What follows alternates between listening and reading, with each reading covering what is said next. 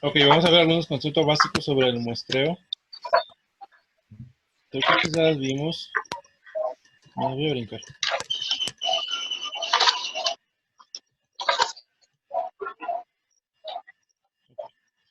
Errores de muestreo y errores ajenos al muestreo.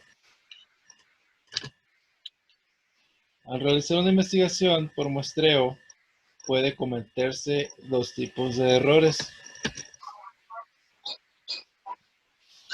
Error de muestreo se comete con la aplicación de un método específico de muestreo y está dado por la diferencia entre el valor poblacional y el valor que se obtiene de una muestra.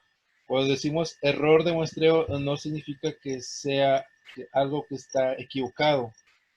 Se refiere a una diferencia, una resta, que es un valor entre el valor poblacional y el valor que se obtiene de una muestra. Por ejemplo, si mi valor poblacional es 10 y mi muestra es 8, la diferencia de 10 menos 8 es 2, entonces mi error de muestreo es 2. ¿Sí?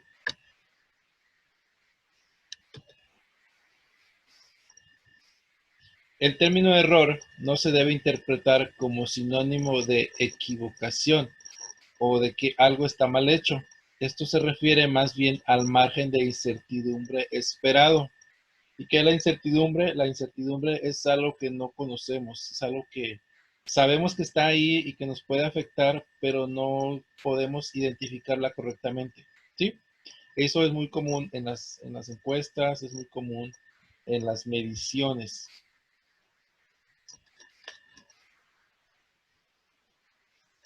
Ahora, errores ajenos al muestreo.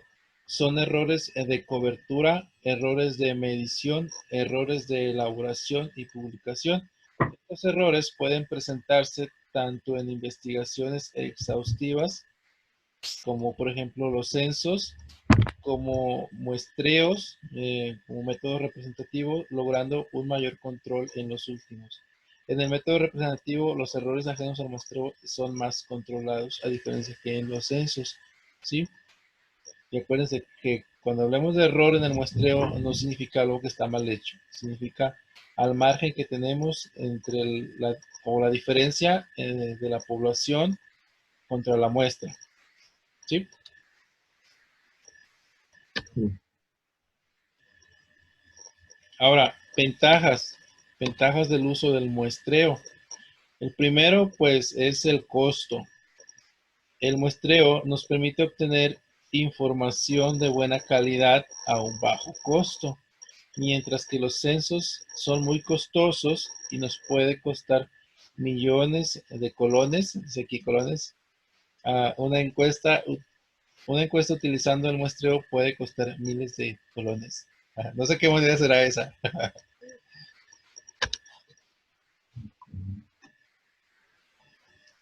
Creo que el Colón es de Chile. Ok.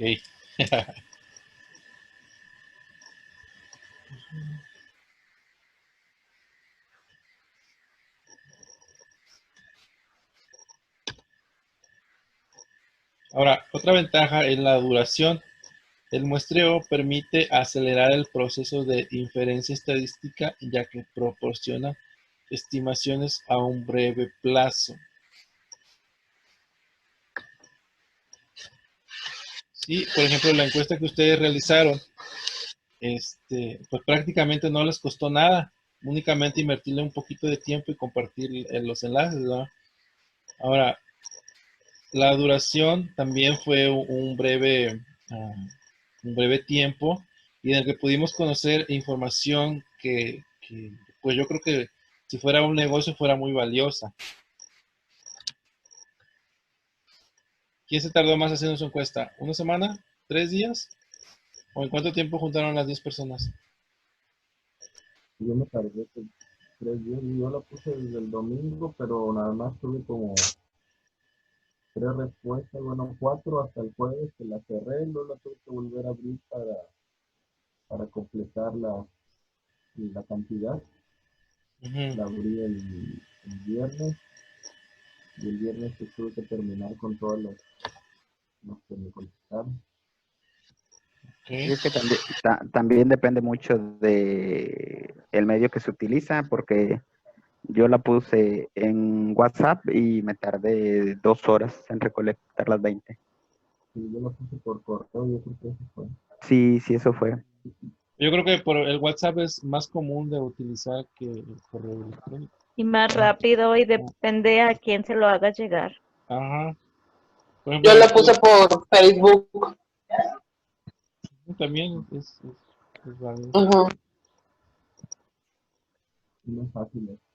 Sí, Sí, más rápido. es más rápido. Por ejemplo, Sí, yo me también, tardé como 40 minutos. Se lo mandé a mi familia y como era, bueno, mi encuesta la hice sobre la educación ajá. por lo que estamos viviendo en este momento. Entonces fue más bien dedicada a los padres de familia y rápido me lo contestaron. Sí, el medio de difusión es muy importante, porque, por ejemplo, yo en mi celular tengo configurado el correo, pero no todos los correos los reviso, únicamente si me llegan no sé, a veces, ya ve que a veces llegan por publicidad, pues obvio no la reviso. Y entonces, a lo mejor si alguien ve que, es una monkey, a veces no sabemos ni qué es, ajá, nada más lo pasamos por alto. Pero en cambio, si le decimos por WhatsApp, que todos tenemos el WhatsApp más a la mano y abrimos cualquier cadena de cualquier cosa que nos llega, sí, es más rápido. Calidad de la información es otra ventaja. Dice que el muestreo permite seleccionar personal calificado, ya que se trabaja con pocas personas. ¿Sí? Por ejemplo, la encuesta, ustedes la realizaron, ustedes la difundieron y ustedes mismos realizaron las conclusiones.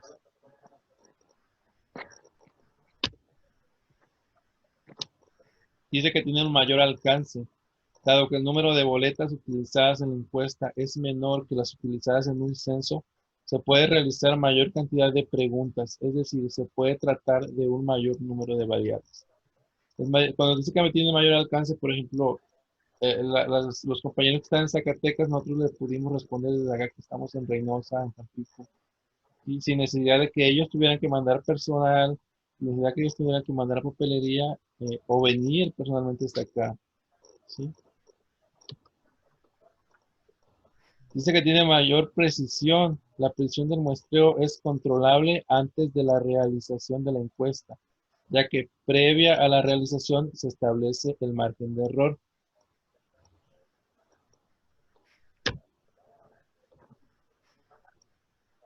Medición del grado de precisión y eficiencia de la metodología empleada. La teoría de las probabilidades permite hacer una evaluación de diseño de la muestra utilizada. Podemos medir el grado de precisión y la eficiencia de la herramienta que vamos a usar antes de poder ponerla en práctica. ¿Sí? Y el número 7 dice única alternativa. Algunas veces la población es infinita y no es posible analizar toda la población. Y con una pequeña muestra representativa, pues nos podemos dar cuenta de lo que piensan, ¿sí? Ahora, concepto de la medición. La medición, etimológicamente, viene del verbo medir y significa comparar una cantidad con su respectiva unidad con el fin de averiguar cuántas veces la segunda está contenida en la primera. Qué confuso. El instrumento de recolección de datos está orientado a crear las condiciones para la medición. Los datos son conceptos que expresan una abstracción del mundo real, de lo sensorial, susceptible de ser percibido por los sentidos de manera directa o indirecta. Todo lo empírico es medible, no existe ningún aspecto de la realidad que escape a esta posibilidad. Medición implica cuantificación. ¿Qué se mide? Se miden variables. Y si lo podemos medir, lo podemos controlar.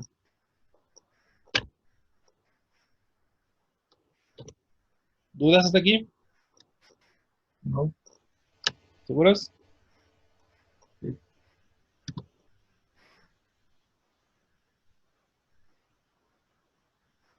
Sí. Esta ventanita. No deja.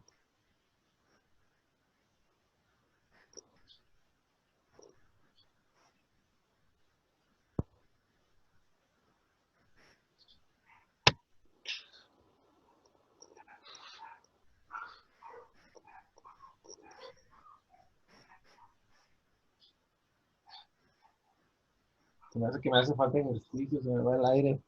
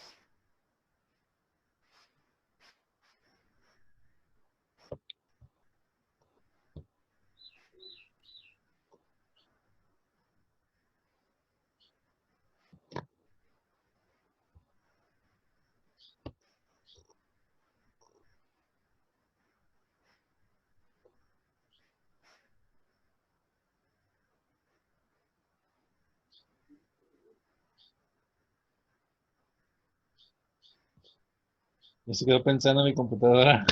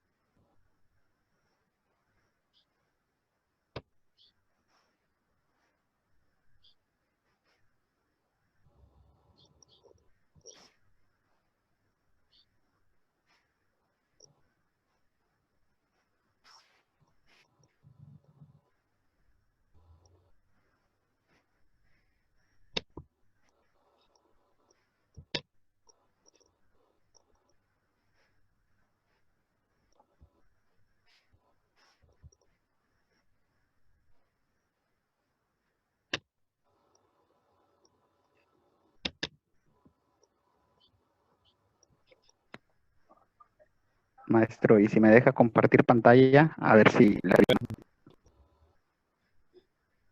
nada más que se tiene que salir, porque no me deja. Es que, no, Está. ándale, listo. Me dice que tiene inhabilitada la función.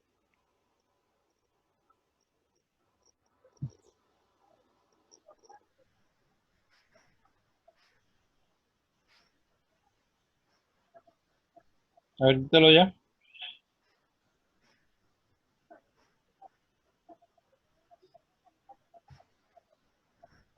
Listo.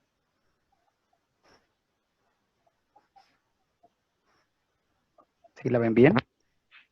Sí, sí, ya sí. Ok. Esa, esa es la que íbamos a ver, profe, la Sí, de muestras por esa. conglomerados. Ujú. Ok.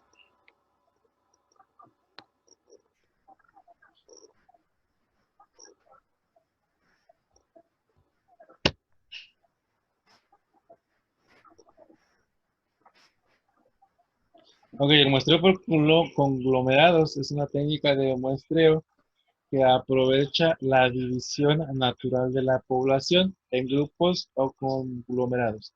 Un conglomerado es un grupo.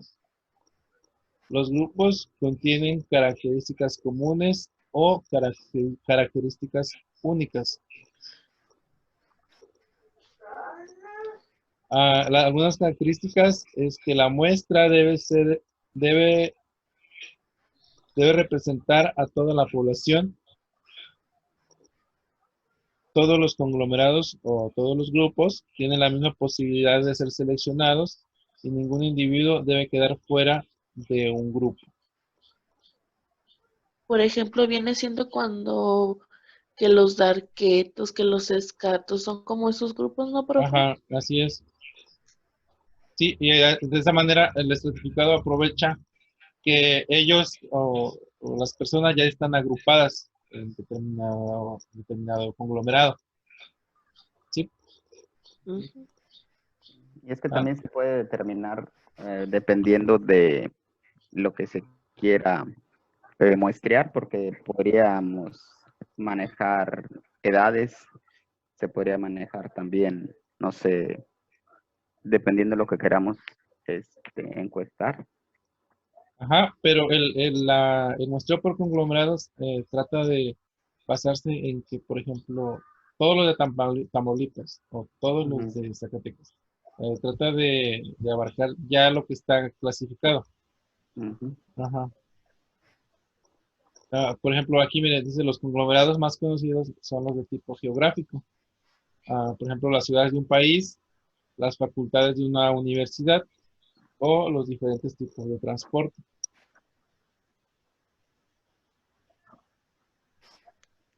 Next.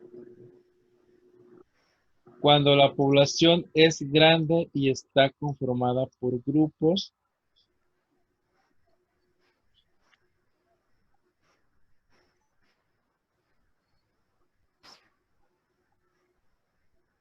cuando no se tiene un marco muestral, por ejemplo, ahí vemos el mapa, debido a la dispersión geográfica y el costo de la recopilación de datos,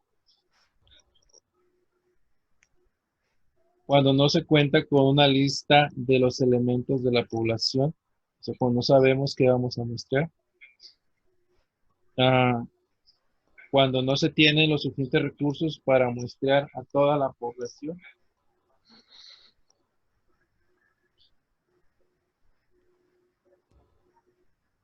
Ahora, algunas ventajas, como mencionaba en las slides anteriores, es el bajo costo, es que son fáciles de realizar, asigna sus recursos a unos pocos conglomerados y facilita el estudio de grandes poblaciones.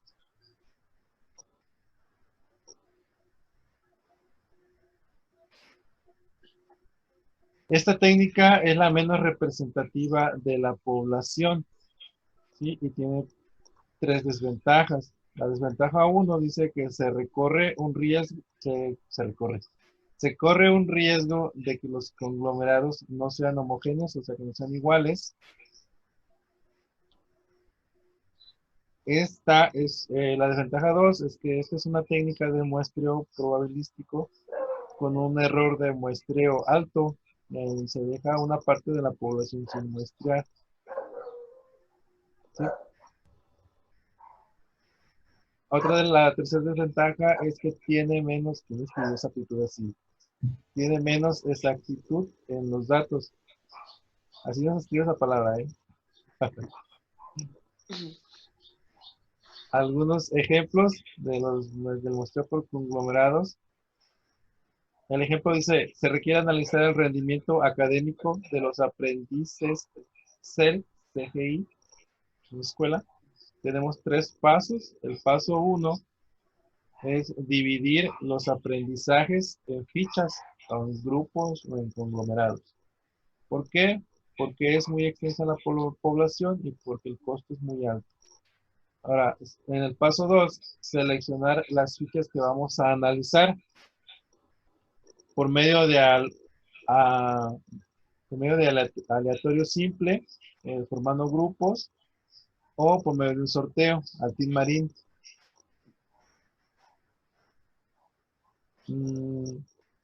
El paso 3, seleccionar los aprendices, grupos o conglomerados que van a hacer la muestra.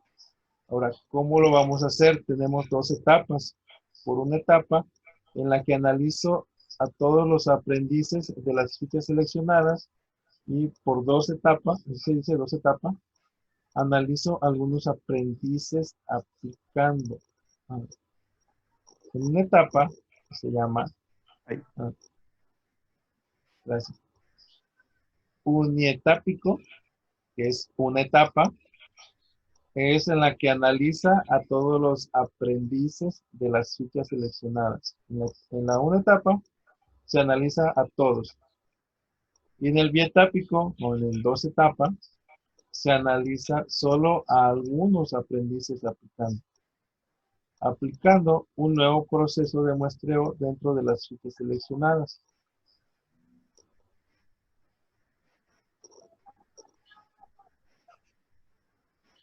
Y ahí ya están las bibliografías. Dice Steve Jobs, a veces la vida te va a pegar en la cabeza con un ladrillo, pero no pierdas la fe. Ok.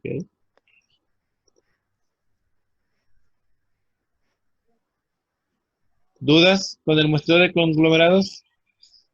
No. No.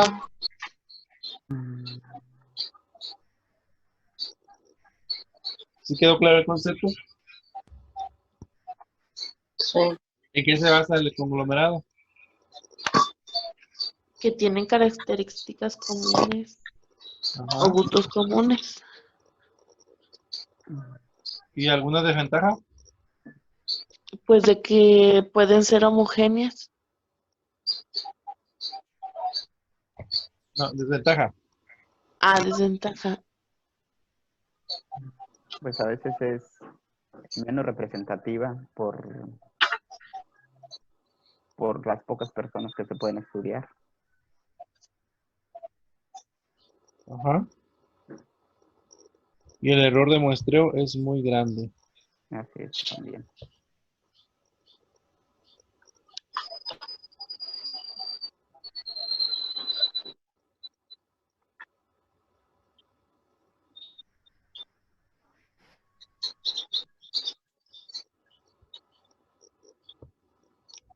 Ahora vamos a ver el muestreo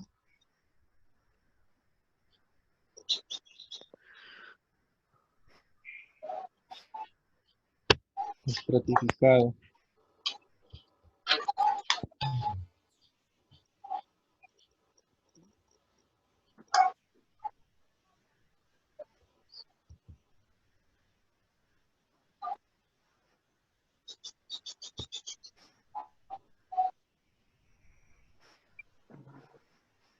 ¿Ya se ve?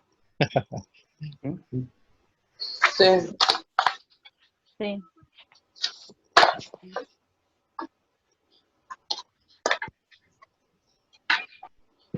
El muestreo estratificado es otra técnica de muestreo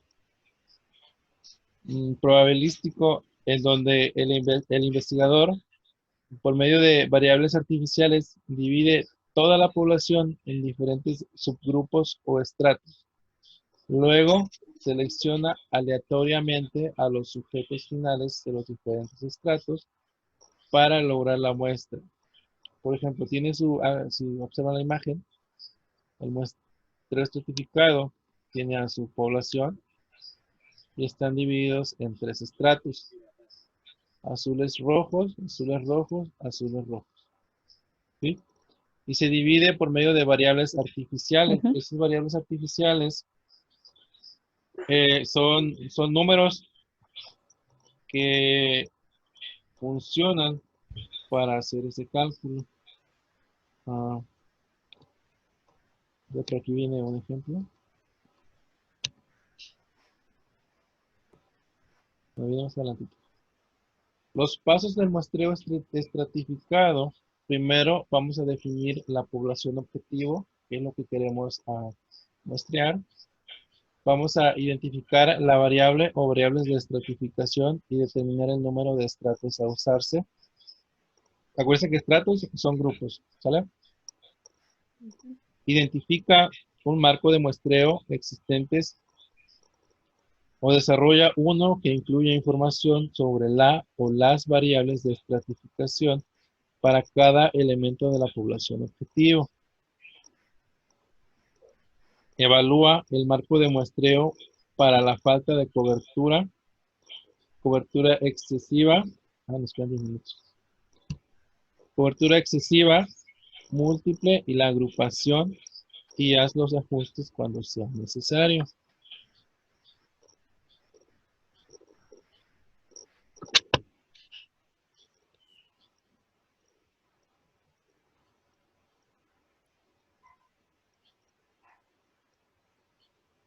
Como número 5, divide el marco de muestreo en estratos, categorías de la estratificación de la o las variables, creando un marco de muestreo para cada estrato. Asigna un número único a cada elemento.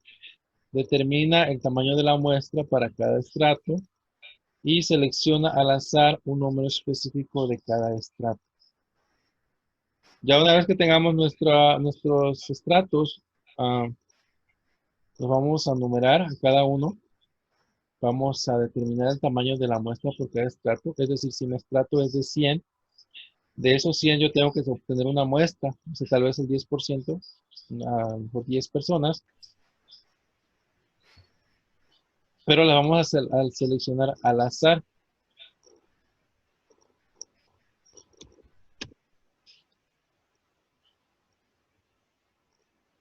Ahora, los tipos de muestreo estratificado. Tenemos el muestreo estratificado proporcional, que es el número de elementos asignados a diversos estratos, es proporcional a la representación de los estratos de la población objetivo. Es decir, el tamaño de la muestra extraída de cada estrato es proporcional con el tamaño relativo de ese estrato de la población objetivo. Y aquí tenemos una pequeña tablita. Por ejemplo, tenemos, este ejemplo está dividido en 4 zonas, que son regiones de marketing. Tenemos frecuencia de la población, porcentaje. Tenemos muestra estratificada proporcional y muestra estratificada proporcional en frecuencia y en porcentaje. Tenemos la población para la zona 1 de 1800. Tenemos un porcentaje del 33%. Ahora en el ejemplo, extrajeron una muestra de 396 que es equivalente al 33%, lo que dice el muestreo estratificado proporcional. El tamaño de la muestra extraída de cada estrato es proporcional con el tamaño relativo de ese estrato de la población objetivo. El porcentaje, la cantidad de muestra debe de ser proporcional al porcentaje.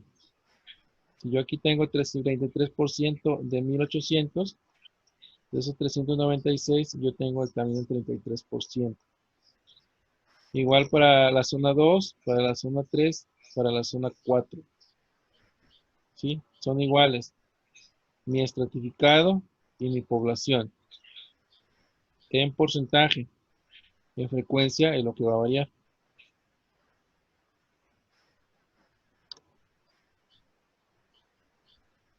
Ahora tenemos el muestreo estratificado desproporcional, que es lo contrario a lo proporcional.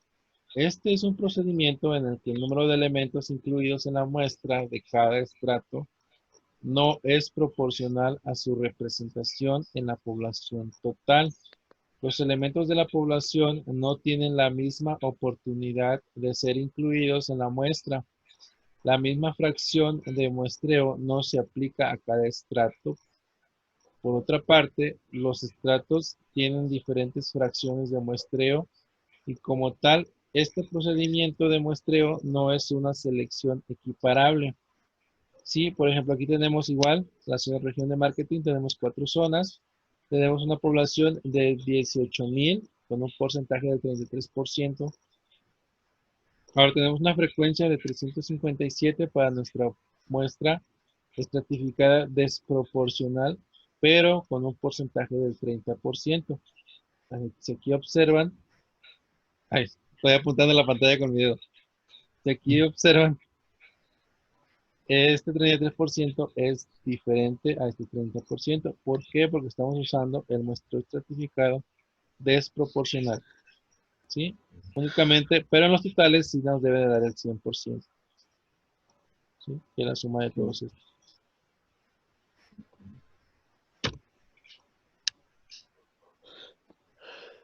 Ahora, aplicaciones del muestreo estratificado. Nos quedan 4 minutos. Queremos estudiar el porcentaje de la población que fuma en Colombia y pensamos que la edad puede ser un buen criterio para estratificar. Es decir, pensamos que existen diferencias importantes en el hábito de fumar dependiendo de la edad. Definimos 3 estratos: menores de 20 años, de 20 a 44 años y mayores de 44 años. Tenemos 3 estratos o 3 grupos. Ahora, ¿cómo hacer un muestreo estratificado? La muestra se elige escogiendo en cada estrato un número representativo de individuos. La elección de los elementos en cada estrato se realiza mediante algún método de muestreo aleatorio simple o muestreo sistemático. Suponemos que hay K estratos de tamaño N1, N2, dan 3 minutos. N1, N2 hasta NK, de forma que, esta es una formulita, que donde N significa el número de elementos, si tengo 100, le voy a poner 100 ahí, es igual a N1 más N2 más N3, N4, N5 hasta los números de muestras que sean. Y en cada estrato se toman, ahora tiene N minúscula 1, N minúscula 2, hasta NK elementos. Recuerden que K significa los estratos, ¿sí? Los grupitos que hay. De manera que se toman en total N individuos, es decir, N minúscula es igual a N minúscula más 1 más N minúscula 2 más, y esas N se van a ir sumando dependiendo de los grupos que tengan, ¿sí? Si en mi primer grupo tengo 5, en mi segundo grupo tengo 10, en mi tercer grupo tengo 4, entonces 5 más 10 más 4, ¿sí? Y ese va a ser mi total. Se tomaría una muestra que sea representativa del conjunto de la población. El número de individuos que se elige de cada estrato se puede decir mediante diversos criterios. Son 2. Elección simple. Se toma el mismo número de sujetos por cada uno de los K estratos. Recuerden que los K estratos es el número de grupos. De cada estrato se seleccionaría N entre cada individuo. Y este criterio no es recomendable cuando los estratos tienen diferente número de individuos. Ahora tenemos el método de elección proporcional al tamaño del estrato, que dice que el tamaño de la muestra en cada grupo es proporcional a los elementos de dicho grupo. En cada estrato se tomarán N y elementos calculados mediante la fórmula NI es igual a N minúscula por N mayúscula y entre N mayúscula, siendo N el número de elementos de la población, N minúscula el número de la muestra, NI el del estrato.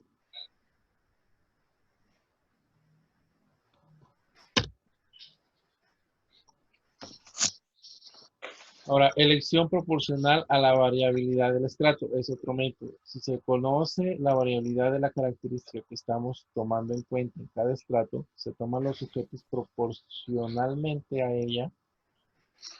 En cada grupo, en los grupos donde la varianza es mayor, se toma, por tanto, más sujetos. ¿Has escuchado hablar de la varianza?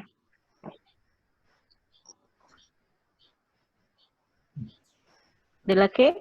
De la varianza. He No. escuchado solo la palabra, pero no sé.